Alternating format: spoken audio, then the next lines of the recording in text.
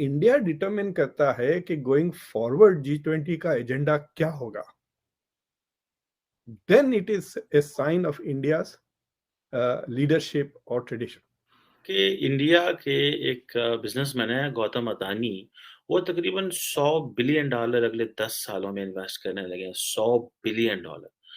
Biggest economy कह सकते हैं आप। अमेरिका, चाइना, जापान और जर्मनी के बाद $3 ट्रिलियन की इकोनॉमी हो गई है।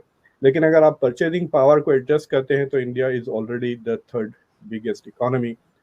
और खास बात यह है कि पोस्ट कोविड जो इकोनॉमी जो सबसे ज्यादा तेजी से रिकवर कर रही है बड़ी इकोनॉमीज में, वो इंडिया है। इंडिया मायूसियां 75 साल की जो है उनके ऊपर गालिब आ चुकी है। पहले ये जो मेक इन इंडिया था, ये एक बार 15 अगस्त का कुछ साल पहले मोदी जी ने लाल किले से बोला कम मेक इन इंडिया, तो वो उसका वो आपने देखा लोगो वगैरह वो तब डेवलप किया गया, तो तब ये कॉन्सेप्ट था। फिर आया कुछ टाइम पहले आत्मनिर्भर भारत। आत्मनिर्भर होता है इंडिपेंडेंट, मतलब सेल्फ डिपेंडेंट, इंडिपेंडेंट। तो ये बताओ, एक टाइम में हम चाइना से 800 करोड़ की अगरबत्ती इंपोर्ट करते थे। अगरबत्ती समझ रहे हैं? अगरबत्ती।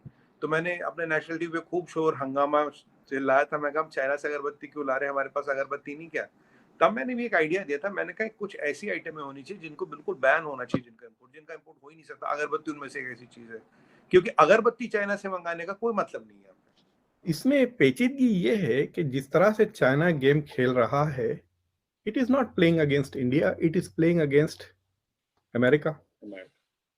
तो चाइना इज थिंकिंग के the game is America going to lead और is China going to lead. ये गेम चल रहा है जहां तक कि चाइना का सवाल है। क्रैकर्स न्यूज़ में आपका स्वागत है दोस्तों। जैसा कि आपने मीडिया क्लिप्स में देखा कि पाक मीडिया इस बारे में चर्चा कर रहा है कि आखिर भारत आर्थिक महाशक्ति बनने की ओर आगे बढ़ रहा है। दुनिया में भारत की धमक सुनाई पड़ रही है और सारी दुनिया इस बात को मान रही है कि भारत आर्थिक महाशक्ति बन चुका है। उसकी बात को नज़रअंदाज नहीं किया जा सकता। आज भारत की बात सभी मंचों पे सुनी जा रही है। इसके पीछे भारत की इकोनॉमी ही है, जो कि इतनी कोविड के कारण इतनी बेकार व्यवस्था, इतनी बेकार परिस्थितियों के बावजूद भारतीय अर्थव्यवस्था डटी रही और आज कोविड से पूरी तरह बाहर निकल आई है। ऐसा जबकि सुपर पावर के साथ भी ऐसा नहीं हो रहा है। चीन की तो खैर बात ही छोड़ दिए, वहाँ के तो आंकड़े भगवान भी नहीं निकाल सकता कि किस तरह के आंकड़े वहाँ पे कोविड है नहीं है, कुछ पता ही नहीं लगता। इस दौर में भारतीय पारदर्शिता और उसकी इकोनॉमी की जो चर्चा हो रही है, बता दूंगा कि India will not miss this opportunity कि वो अपनी लीडरशिप सिग्नल करें। और ना सिर्फ ये नहीं कि खाली लीडरशिप दिखाने के लिए वो पोजीशंस लेंगे, they will genuinely try to steer G20 का एजेंडा उस तरफ जहां इंडिया के इंटरेस्ट सर्व हो। It has become now the fifth biggest economy कह सकते हैं आप। अमेरिका, चाइना, जापान और जर्मनी के बाद $3 ट्रिलियन की इकोनॉमी हो गई है। लेकिन अगर आप परचेजिंग पावर को एडजस्ट करते हैं तो India is already the third biggest economy.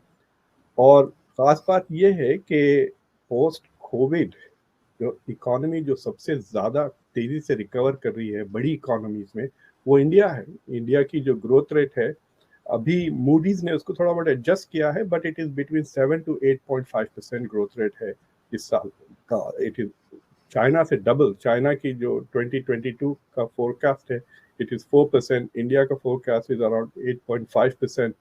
तो वो सक्सेसफुल रहा है।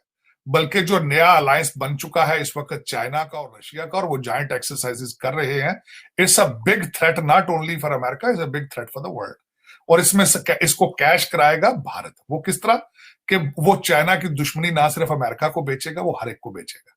और दूसरा एक तो वो तड़का वहां से लगेगा। तीन चीजें मैं आपको मेंशन करना चाहूंगा, with those are guaranteeing the coming successful day for Bharat. वो क्या है?